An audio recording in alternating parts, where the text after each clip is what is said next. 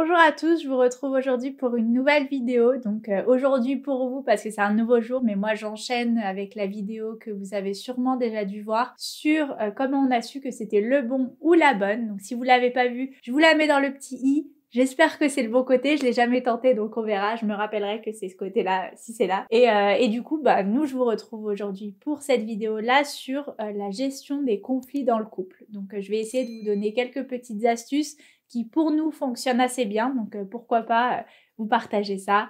Donc on se retrouve tout de suite pour la suite de la vidéo. Alors aujourd'hui, on va discuter justement de conflits assez classiques, de conflits quotidiens. Je vais pas parler de conflits beaucoup plus importants comme des conflits sur la tromperie, la violence ou je ne sais quoi. Ça voilà, c'est tout à chacun d'accepter ou non, même si j'ai mon avis bien tranché là-dessus. Là, on va vraiment parler des petits conflits un petit peu banal, qu'on a un petit peu tous vécu, qui dit couple dit dispute de temps en temps. Donc voilà, si je peux vous donner quelques petites clés, j'en serais très contente. Et on va commencer justement par le premier tips déjà, entre guillemets, c'est de savoir comment chacun réagit au conflit, tout simplement. Pour vous imaginer un petit peu, moi je sais que quand il y a conflit, j'ai tendance à me refermer sur moi-même et à arrêter de parler parce que j'ai pas envie d'aller loin. Je sais pas, je me referme sur moi-même tout simplement. Et par exemple, monsieur, lui, est plus du genre à vouloir parler, donc à vouloir communiquer, mais sur l'instant, alors que moi je suis plus à communiquer après. Donc là, par exemple, dans ce cas-là, il faut savoir s'adapter à chacun. C'est-à-dire que nous, on a instauré un petit peu inconsciemment le stop. C'est-à-dire que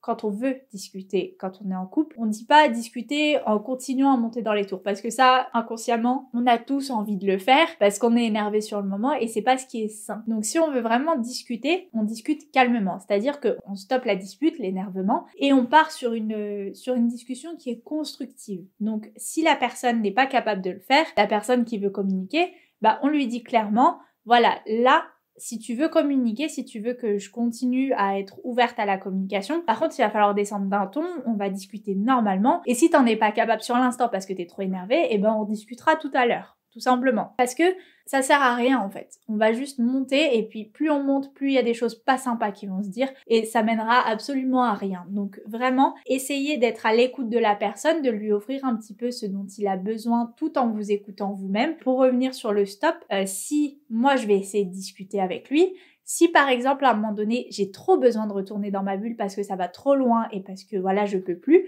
je vais lui dire clairement stop, maintenant je veux plus parler, je te demande de me laisser tranquille et je vais aller me renfermer et là ce sera à lui d'accepter. Le couple c'est un vrai échange où il faut prendre en compte un peu chacun, donc faire un pas vers l'autre mais à un moment donné si ça vous met trop aussi en inconfort, pensez aussi un petit peu à vous et dites-vous là de toute façon si je pousse trop mes limites ça mènera à rien, je vais m'énerver et ça va être, ce sera pas constructif, donc autant que je retourne dans ma bulle et voilà. Chacun accepte un petit peu le mode de fonctionnement de l'autre et ça devrait normalement fonctionner un petit peu mieux. Ensuite, ce que je vous propose du coup, c'est quand il y a une dispute comme ça, arrêtez de vous énerver, c'est assez compliqué, mais stoppez la conversation si c'est possible et partez chacun dans votre coin. Vous allez redescendre un petit peu, essayer de relâcher la pression, s'il y a besoin vous sortez, s'il y a besoin vous vous mettez devant une vidéo YouTube, vous allez vous faire couler un bain, vous allez appeler une copine, pas pour lui raconter forcément, mais voilà, pour vous divertir un petit peu. Regardez un film, faites ce qui vous plaît, écoutez de la musique, faites ce que vous voulez, mais changez-vous les idées, c'est super important. Et évitez de ruminer. Ça, je sais que c'est un petit... Enfin, en tout cas, c'est compliqué pour moi, j'aime bien ruminer, mais je sais que c'est embêtant parce que du coup, quand on rumine, inconsciemment, on veut juste que la dispute redémarre, en fait. Parce que, on est énervé, puis on attend qu'il y ait le petit mot qui fasse tilter l'autre, et puis que ça reparte, et puis qu'on se réénerve et qu'on ait une bonne raison de s'énerver. Non, ne rentrez pas dans ce jeu-là et à l'inverse, quand la personne rumine, ne rentrez pas dans son jeu. C'est pour ça que je vous dis, mettez un casque, mettez vos écouteurs, mettez vos AirPods, ce que vous voulez, mais mettez-vous de la musique. Faites en sorte de pas entendre la personne qui rumine. Sortez, tout simplement. Si vous voulez ruminer, sortez. Allez-y, ruminez toute seule dans la rue. Si vous voulez paraître pour une folle, faites-le. Mais voilà, essayez de vraiment pas le faire parce que c'est quelque chose qui est un peu agaçant et qui mènera à rien au final. Essayez vraiment de réfléchir comme ça. En vrai, je veux que la dispute s'arrête. Et dans ces cas-là, j'arrête mes bêtises et j'arrête de ruminer, c'est tout. Ou je réagis pas aussi aux provocations de l'autre. Ensuite, quand vous avez pris un petit peu votre temps pour redescendre, il va falloir que vous jaugiez un petit peu si la personne en face de vous est redescendue aussi. Donc c'est pas parce que vous êtes redescendu que l'autre aussi, vous n'avez pas imposé votre rythme à l'autre. Donc si la personne a besoin encore de 5, 10, 20, 1 heure, minute, c'est pas grave. Enfin, on s'est compris, et ben vous l'acceptez et vous attendez tout simplement. Et pendant ce temps-là, une fois que vous êtes redescendu, vous allez essayer de chercher un petit peu la cause de cette dispute. Et là, il va vraiment falloir être bienveillant, c'est-à-dire ne pas réfléchir en se disant de toute façon c'est de sa faute. Parce que oui, à un moment donné c'est de sa faute, parce que bah sinon vous serez pas énervé, mais à un moment donné aussi c'est de votre faute parce que lui aussi s'est énervé. Vous voyez? Donc il faut tout simplement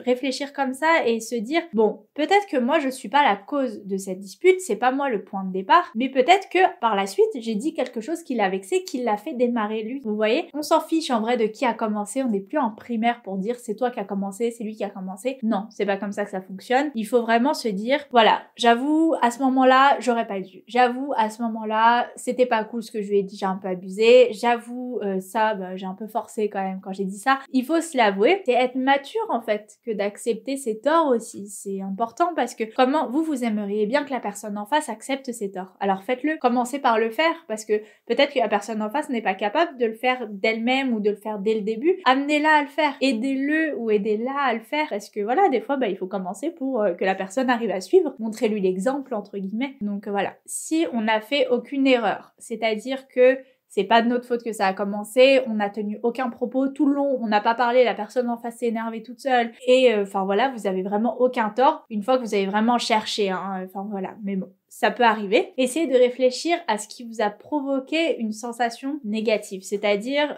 je sais pas, tel mot, quand il m'a dit ça, ça m'a rendu triste. Quand il m'a dit ça, ça m'a piqué. Quand il m'a dit ça, j'ai pas trouvé ça cool parce que je m'étais confiée sur ça et je trouvais pas sympa de le réutiliser. Prenez ça, mais pas dans le sens reproche. Concentrez-vous vraiment sur les sentiments que vous avez ressentis, ce qui vous a blessé pour justement lui en faire part par la suite, mais toujours pas dans l'attaque. Pas du tout. C'est pas, ça aide pas, l'attaque. Ça vous mènera à rien du tout. Une fois que les deux sont calmes, vous allez vous retrouver, vous allez essayer de discuter et commencer par reconnaître vos torts. Comme je vous ai dit, même si c'est pas vous le point de départ, vous arrivez, vous lui dites bon voilà, j'avoue que à ce moment-là, essayez de vous excuser, clairement. Si c'est un peu compliqué, détournez un petit peu, mais faites-lui comprendre que vous vous excusez, même si les mots tels quels ne sortent pas de votre bouche, mais dites-lui je sais pas, quand je t'ai dit ça, j'avoue que c'était pas cool, je voulais pas te blesser, je voulais pas te piquer, mais j'avoue que là, te connaissant, je sais que ça t'a touché quand même, je voulais pas. Ou enfin, essayez vraiment de calmer le jeu et reconnaissez vos torts et vous allez voir que quand on est gentil, clairement, la personne en face, elle va pas être méchante gratuitement. Alors, je pense pas, après, c'est que c'est une personne un petit peu malsaine si elle reste méchante alors que vous reconnaissez vos torts. Et puis après, petit à petit, la personne, elle va comprendre et si la personne ne comprend toujours pas ses torts, dites-lui, par exemple, quand tu m'as dit ça, ça m'a fait mal quand même. Quand tu m'as proposé ça, bah, j'ai pas compris parce que je sais pas, tu sais très bien que j'en ai peur et tu m'as forcé la main, enfin je sais pas, plein de choses comme ça.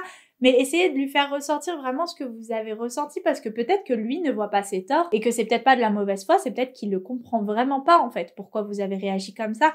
Et c'est à vous d'expliquer aussi pour qu'il comprenne ce qu'il faut faire, ce qu'il faut pas faire et les terrains sur lesquels il faut pas trop s'aventurer. Tout simplement. L'essentiel de ça, c'est vraiment de pas accabler la personne. Parce que si vous commencez avec les « tu as fait ça », par exemple, « tu as dit ça, ça m'a piqué »,« tu as fait ça, ça m'a énervé »,« tu as fait ça », non, oubliez le « tu ». Partez de vous. En fait. Essayez de dire je me suis sentie un petit peu rabaissée quand t'as dit ça. Commencez déjà par votre sentiment et quand vous lui citez ce que vous lui avez dit, c'est pas pour lui reprocher, c'est vraiment pour lui faire comprendre, pour imager ce que vous dites. C'est vraiment ça qui va changer les choses en fait. C'est d'être dans la communication, d'expliquer ce que vous avez ressenti parce que il n'est pas dans vos têtes, vous n'êtes pas forcément dans la sienne non plus. Et il y a des choses qui peuvent tout simplement refléter un petit peu le vécu que la personne a.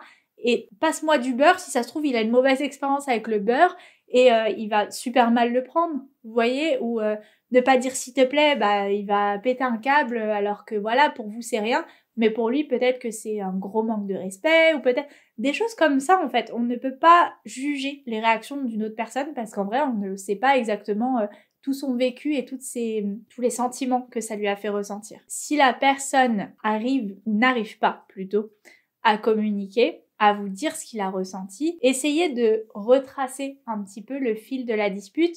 Essayez de lui dire voilà et tout, j'ai vu que tu t'étais énervé d'un coup quand j'ai dit ça. Pourquoi, tu vois?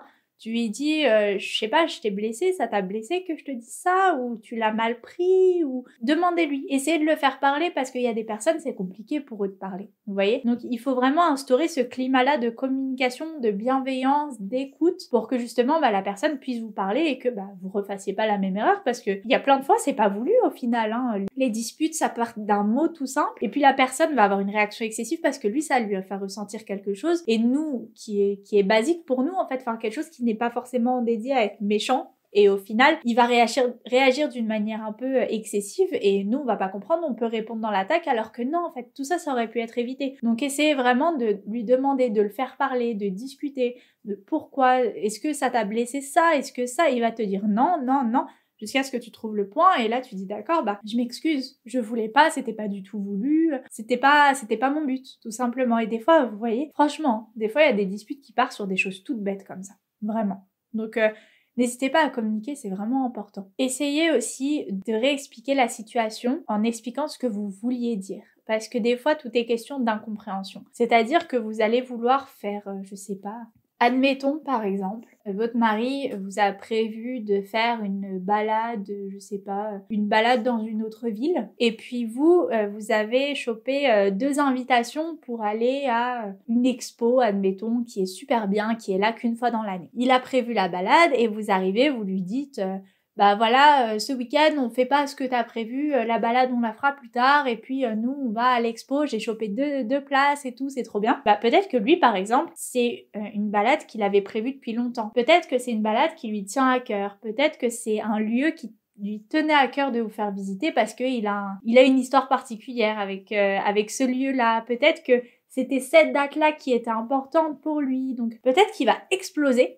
de pourquoi tu veux qu'on fasse, pourquoi ma balade passe à la trappe, pourquoi, ça peut partir dans les tours. Et vous comprenez pas parce qu'au final, vous avez réussi à dénicher des places, mais ultra impossibles à avoir, donc vous comprenez pas, vous vous énervez aussi. Si ça se trouve, si vous communiquez à la fin, il va vous dire, il va vous expliquer tout ce que je vous ai dit, que c'était un lieu important pour lui, c'était une balade importante, et que quand vous êtes venu, en fait, pour lui, il a ressenti que, comme si, en fait, sa balade, c'était nul, que vous vous en fichiez et que vous préférez faire autre chose. Alors que vous, si vous allez expliquer, non, pas du tout, moi j'aurais été super contente de faire la balade, je veux la faire d'ailleurs la semaine prochaine, ça me ferait trop plaisir. C'est juste, là j'ai eu l'occasion d'avoir des places, je veux te faire découvrir ça, et vu que c'est qu'une fois par an, et du coup c'était l'occasion en fait de te montrer justement, de te faire partager ça. Et voilà, en gros je me suis un petit peu battue pour avoir ces places, c'était pas du tout que je m'en fiche de ton activité, absolument pas. C'était une occasion comme ça sur le moment, donc je voulais te faire partager. Et si ça se trouve, tout simplement personne n'est en tort en fait dans cette histoire. C'est juste 2 personnes